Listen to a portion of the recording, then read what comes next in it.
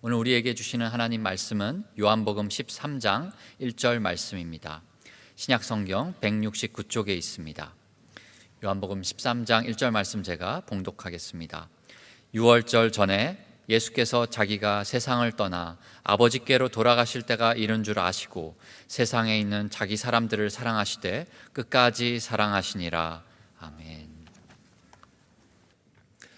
여러분, 요즘에는 TV가 채널이 참 많아졌습니다. 그래서 흔히 종편 방송이라고 불리우는 채널들이 여러 개가 있어요. 그 중에 이제 한 프로그램인데요. 그 제목이 오은영의 금쪽 상담소라는 상담 프로그램이 있습니다. 아마 여기 보신 분들 여러 분들이 계실 거라고 생각을 합니다. 근데 거기 보면 우리 사회에서 좀 이름이 알려진 유명인들이 많이 등장을 해요. 특별히 연예인들, 배우라든가 탤런트, 가수, 또 스포츠 스타 이런 사람들이 등장을 합니다. 이 사람들은 아무래도 이제 이미지 관리를 해야 되는 사람들이니까 좀 조심스럽죠. 특별히 자기 속에 있는 깊은 이야기를 꺼내놓기는 어려울 거예요. 그런데 그 프로에 나오면 이 사람들이 아주 쉽게 마치 무슨 마법이나 걸린 것처럼 금방 자기 마음을 열고 자기 속에 있는 보통 때는 듣기가 어려운 이런 이야기들을 털어놓습니다. 그리고 또 많은 사람들이 조금 지나고 나면 눈물을 흘려요. 그러니까 그건 이제 짐작한데 이 사람의 깊은 인생이 건드려졌기 때문에 그렇습니다. 남들이 쉽게 알기도 어렵고 자기가 보여주기도 어려운 자기 인생의 깊은 속내, 이제 거기가 건드려졌기 때문에 눈물까지 흘리는 거라고 생각이 돼요. 이야기를 이렇게 이제 들어보면 어렸을 때에 이렇게 좀 상처를 부모로부터 받은 사람들이 적지가 않은 것 같아요. 이제 거기에 대해서 이제 이렇게 상담자가 상담을 해주는 거예요. 이제 그 말에 공감이 되니까, 깊은 공감이 있으니까 또 감동도 하고 눈물도 흘리고 이제 그러는 거지요. 그러니까 예를 들면 어렸을 때 그 당시에는 자기 집 경제 사정이 너무도 안 좋은 거예요. 늘 그것 때문에 고민이 되니까 엄마 아빠 부부관계가 원만할 리가 없지요. 늘 갈등하고 늘 다투고 늘 싸우고 이런 걸 보면서 자란 거예요. 부모가 일부러 그런 것은 아니겠지만 어쨌든 그런 부모의 모습들을 보면서 부모로부터 마음의 상처를 받고 아이가 자라게 되는 거지요. 이제 다 컸어요. 이제 나이가 이미 이제 성인이고 본인도 자식들을 낳아서 이제 키우는 이런 입장이 되었습니다. 그래서 이미 성인 되고 몸도 이미 다 자랐고 성인이고 그런데 마음 저 깊은 곳에는 아직도 성인이 이제 정서적으로 성인이 되지 못한 흔히 말한 성인 아이가 웅크리고 있는 거지요. 이제 이게 문제가 되는 겁니다. 이 사람들 이렇게 보면 사회적으로 성공한 사람들도 많고요. 대부분 그런 것 같아요. 이미 업적도 이제 크게 이룬 이런 사람들, 남들이 볼 때는 참 부러워할 만한 이런 요소들 다 갖추고 있는 이런 사람들, 다른 사람에게 인정을 받고 있는 이런 사람들이에요. 자, 그럼에도 불구하고 왠지 자기도 이해가 잘 안 되는 깊은 내면의 열등감, 여기서 이제 벗어나지를 못하는 거예요.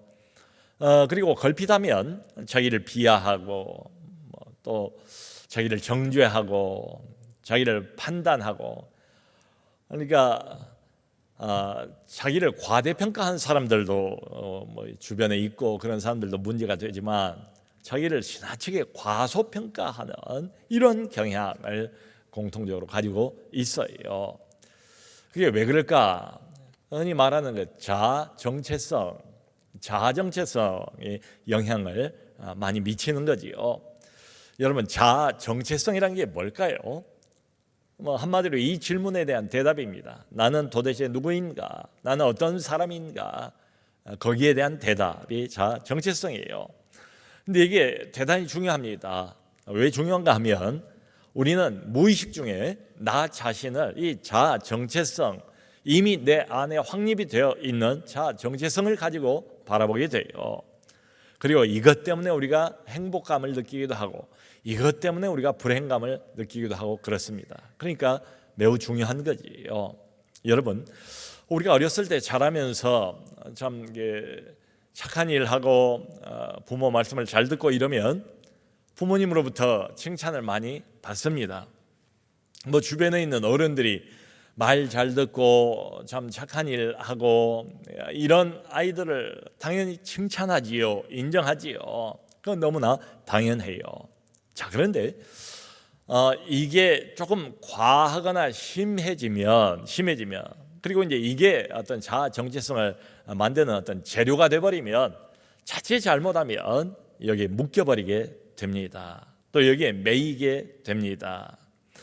그러니까 계속해서 인정을 받고 계속해서 칭찬을 들으려면 계속해서 잘하는 수밖에는 없어요.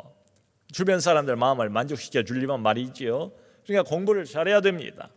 좋은 대학을 가야 됩니다. 좋은 직장을 들어가야 합니다. 직장 들어가서 또 좋은 업적을 만들어야 되고 좋은 성과를 내야 되고 좋은 성취를 만들어내야 됩니다. 이렇게 하면 옆에 있는 사람들, 소위 이 사회는 나를 향해서 박수갈채를 보내겠지요. 나의 능력을 인정을 하겠지요. 부모님 말씀을 잘 듣고 순종을 하고 거기에다가 공부까지 잘하면 부모님들이 나를 인정해 주겠지요. 사랑해 주겠지요. 반대로 잘 못하면 잔소리를 하시겠지요. 그리고 그것을 지적하고 또 비난을 받는 경우도 있을 거예요.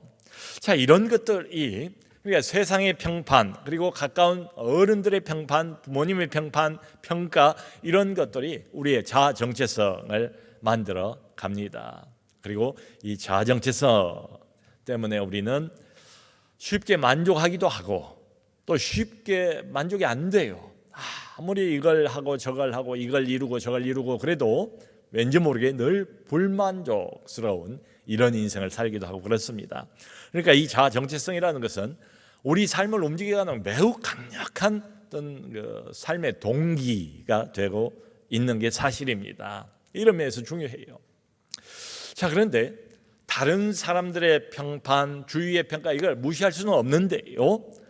근데 이게 자아 정체성의 어떤 중심에 딱 서버리면 이제 문제가 하나 생깁니다. 그게 뭔가 하면 있는 그대로 나를 받아들이기가 어려워요. 이게 문제입니다. 그 미국의 야구의 메이저 리그가 있지 않습니까? 온 세계에서 야구를 가장 잘하는 사람들이 모인다는 집단이 미국의 메이저 리그입니다. 이 메이저 리그에서 그 중에서도 가장 잘하는 사람들도 이렇게 올스타로 뽑아요, 해마다.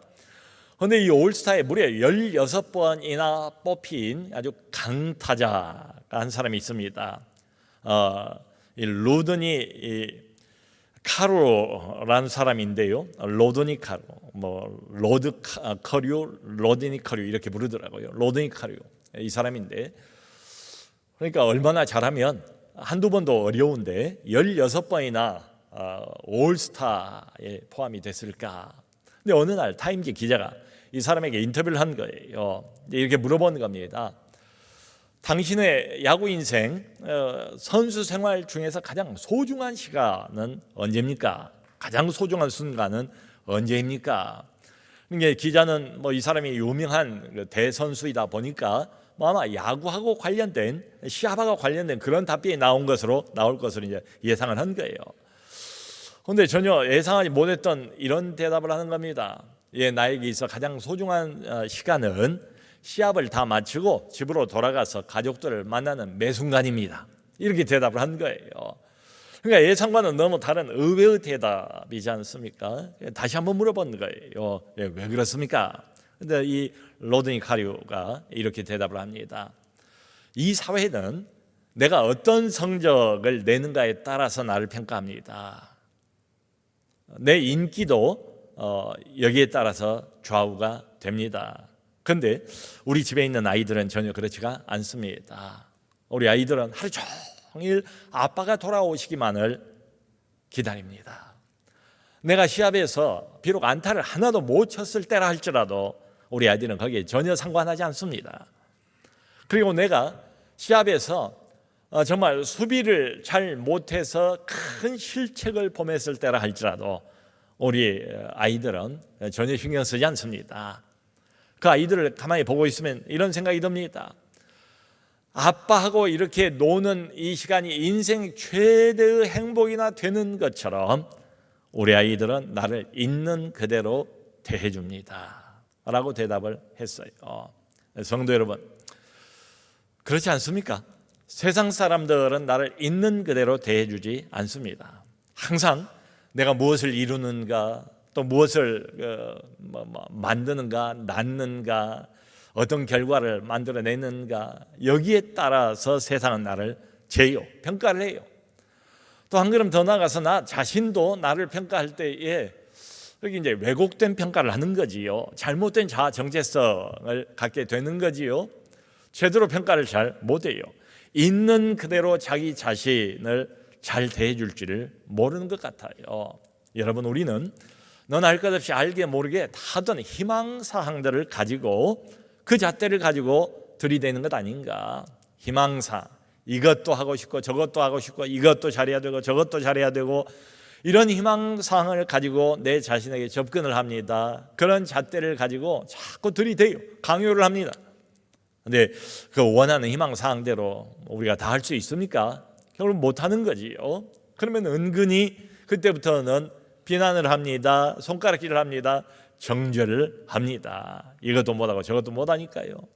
그러니까 우리 마음 저 깊은 곳에는 일종의 레코드판이 있어가지고 그 레코드판이 평생을 내버려두면 계속해서 자동적으로 돌아갑니다. 돌아가면서 못할 때마다, 실패할 때마다, 실수할 때마다 계속해서 이 음성이 들리는 거예요.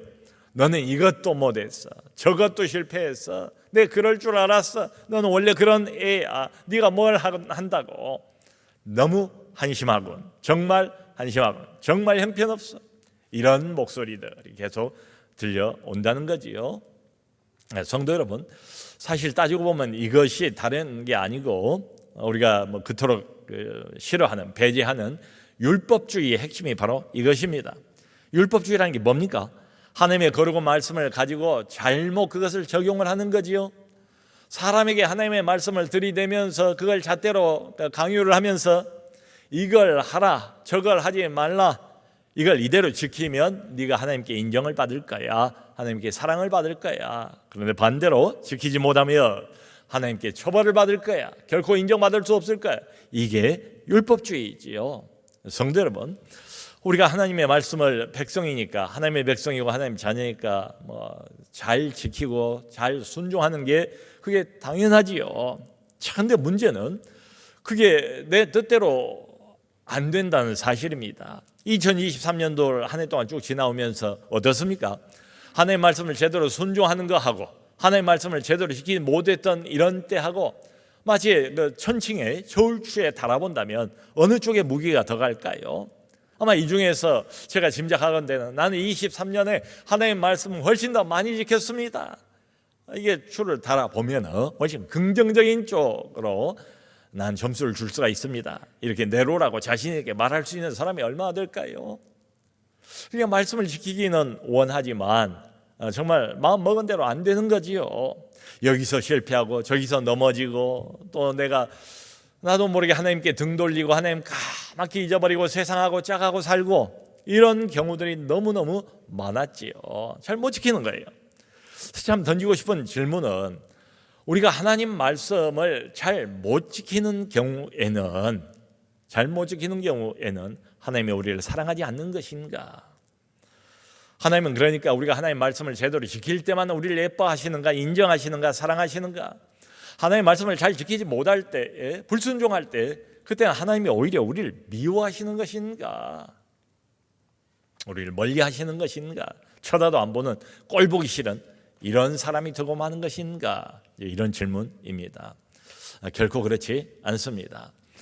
여러분, 우리가 우리 자식들을 이렇게 키워보면 이걸 분명하게 좀 더 실감할 수 있을 것 같아요. 자식들 중에는 부모 말에 참 고지고대로 순종하는 이런 자식들이 있지요. 참 얼마나 고맙습니까? 그 자식만 생각하면 감사가 절로 나와요. 이게 부모의 마음을 기쁘게 해주는 그런 자식, 하는 일도 제대로 잘 알아서 하고, 그리고 부모 말씀에 무엇보다도 순종하는, 얼마나 이쁩니까? 얼마나 사랑스럽습니까? 참 감사하지요.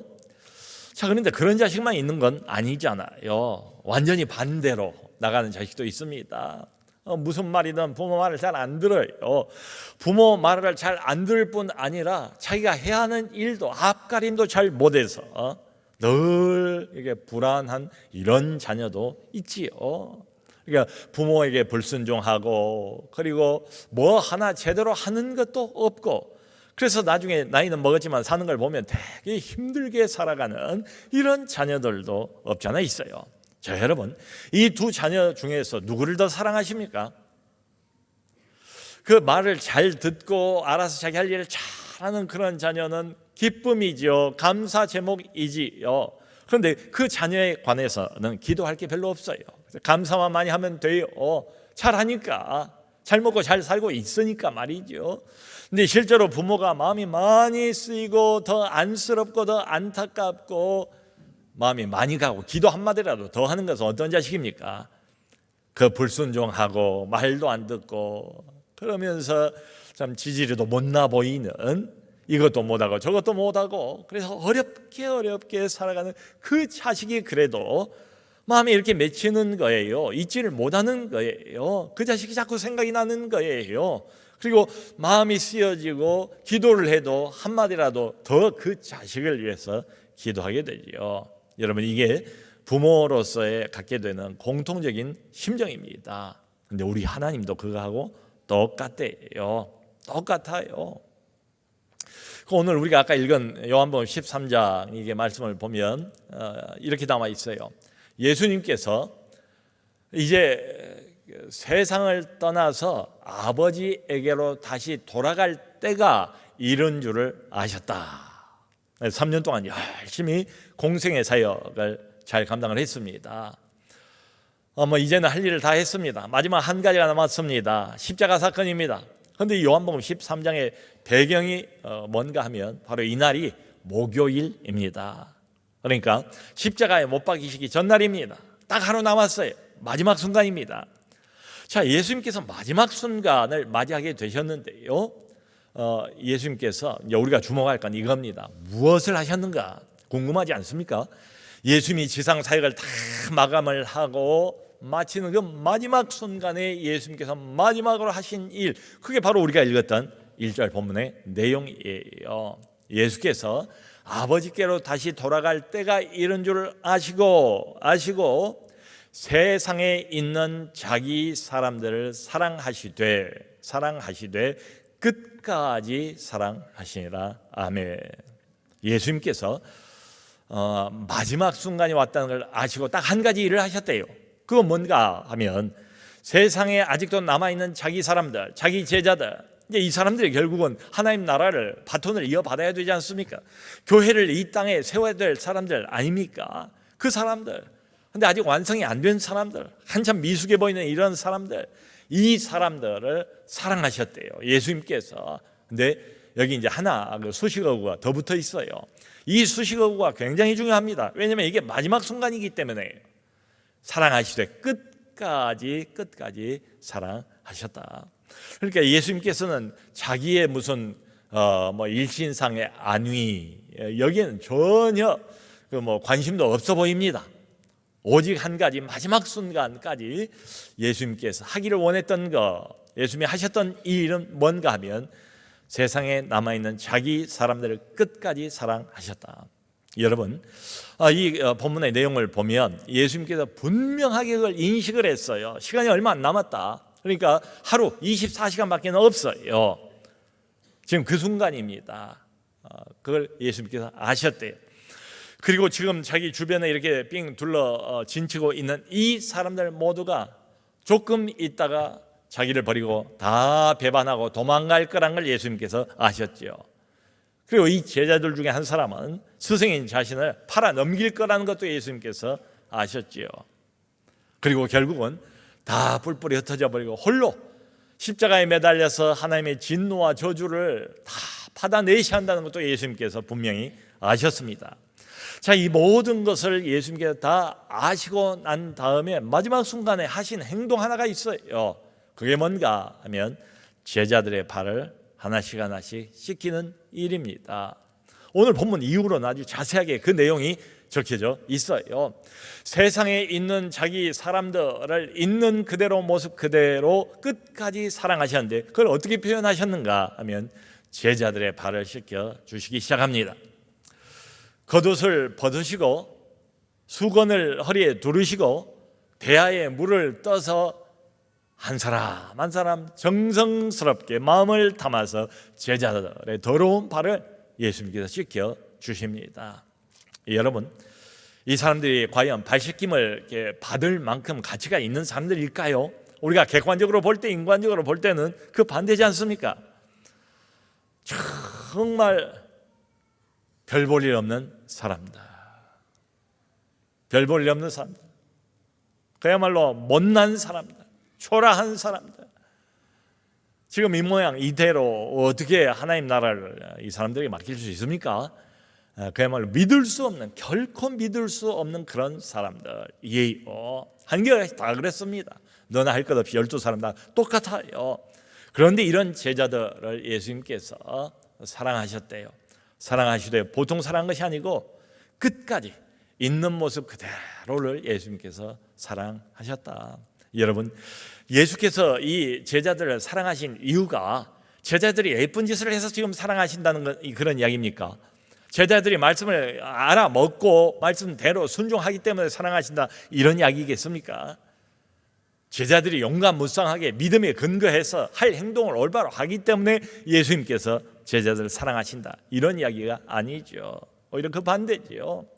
한마디로 이 사람들은 다 배반자들입니다.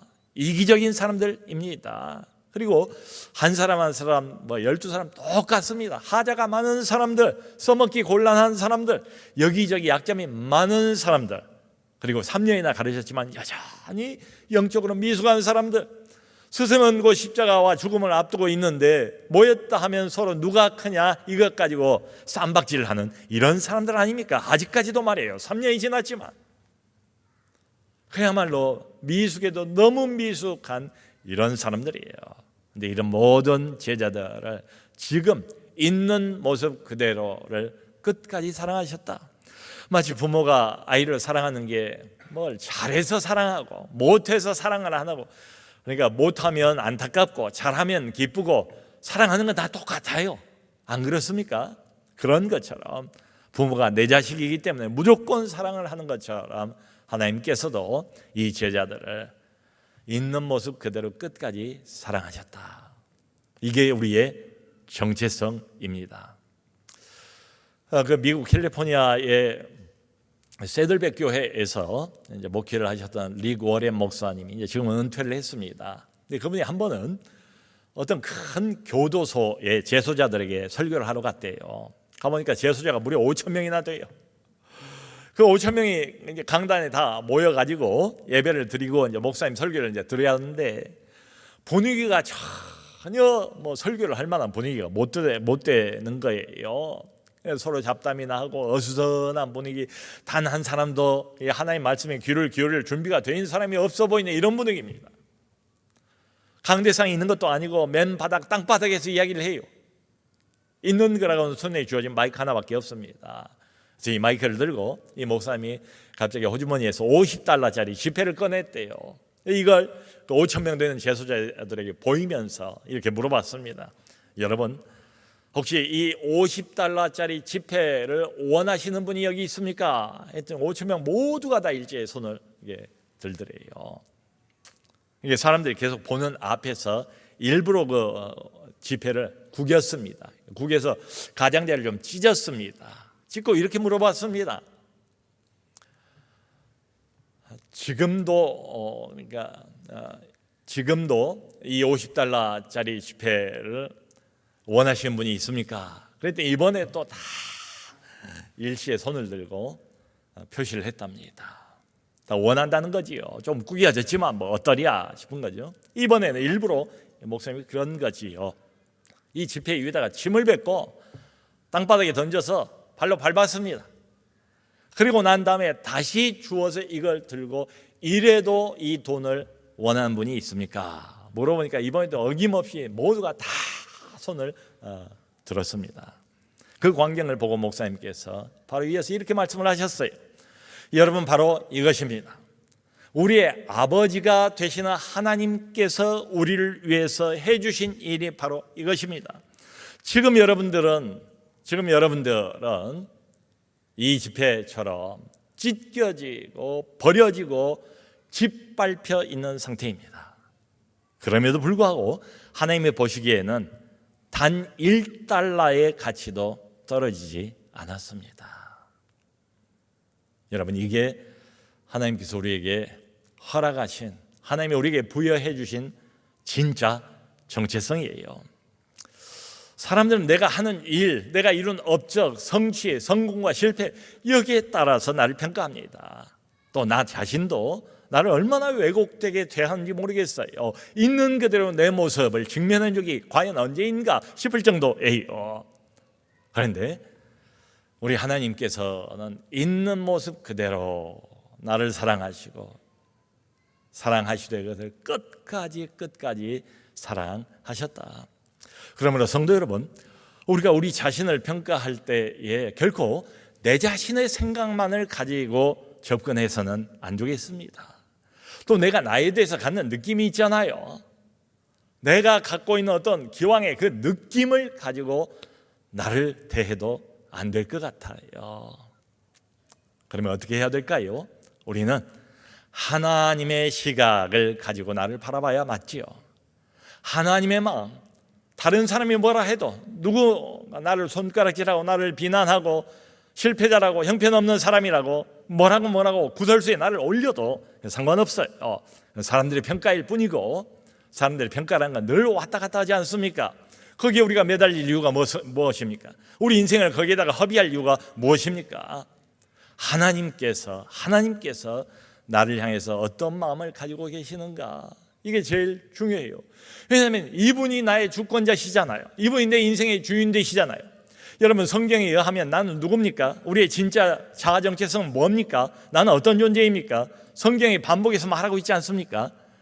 하나님께서 만들어 놓으신 하나님의 작품, 그게 나의 진정한 정체성, 유일한 정체성이에요. 나는 누구인가? 물론 육신의 부모를 하나님이 사용하셨습니다만, 궁극적으로 보면 우리가 거듭난 자 아닙니까? 하나님이 낳지 않았습니까? 성령을 통해서 낳지 않았습니까? 이게 하나님이 나를 만들어 놓으신 거지요. 하나님께서 창조한 하나님 자신의 작품이다. 그리고 나와 똑같은 작품은 이 땅에 하나도 없습니다. 유일무이한 하나님의 작품. 나하고 얼굴이 좀 비슷하고 성격이 좀 비슷하고 뭐 지나온 커리어가 좀 비슷한 이런 사람들은 있을 거예요. 근데 안과 밖으로, 안팎으로 나하고 100% 똑같은 사람은 한 사람도 없습니다. 하나님이 나를 그렇게 만들지 않았어요. 나는 하나님이 만드신 유일무이한 이 세상에 단 하나밖에 없는 그런 하나님의 작품이에요. 그러니까 이런 관점에서 바라본다면 우리 하나님께 나는 어떤 존재인가? 그야말로 무한한 가치를 가지고 있는 존재일 수밖에 없지요. 그래서 하나님께서 있는 그대로 나를 끝까지 사랑하시는 겁니다. 성도 여러분, 우리가 가끔가다 그 제주도를 가잖아요. 제주도 가면 제주도에만 많이 있다는 게 뭐 여러 가지 있지 않습니까? 근데 그 중에 하나가 뭔가 하면 돌이에요, 돌. 근데 제주도에 여기도 저기도 굴러다니는 돌이 어떤 돌입니까? 흔히 현무암이라고 불리는 돌이죠. 현무암이 어떻게 생겼나요? 색깔은 까맣고 그리고 겉표면은 울퉁불퉁하잖아요. 현무암추가 매끄럽고 잘생긴 돌은 본 적이 없어요. 현무암은 다 색깔이 그냥 거무스름하고 그리고 그 겉표면이 울퉁불퉁 거칠고 그리고 여기저기 구멍이 숭숭 나고 뚫려 있는 이런 돌이 현무암입니다. 그런데 여러분, 왜 사람들은 제주도만 가면 그 현무암 앞에서 이렇게 사진을 찍으려고 애를 쓰는 걸까요? 이유는 하나밖에 없습니다. 희귀하니까. 제주도 가야만 볼 수 있는 돌이니까 말이지요. 성도 여러분, 다시 한번 말씀드리지만 나는 어떤 존재인가? 내 진정한 정체성은 무엇인가? 이 70억 되는 많은 인류 중에서 이 지상 위에 단 하나 유일무이한 하나밖에 없는 존재가 바로 납니다. 하나님이 나를 그렇게 만드셨대요. 그러니까 하나님에게 나는 그 무엇보다 그 누구보다도 소중한 존재예요. 나는 나라서 가치가 있는 겁니다. 하나님이 나를 그렇게 보신대요. 하나님이 나를 만드셨기 때문에 하나님은 내가 누군가를 너무도 잘 아세요. 내 연약함을 아십니다. 내 부족함을 아십니다.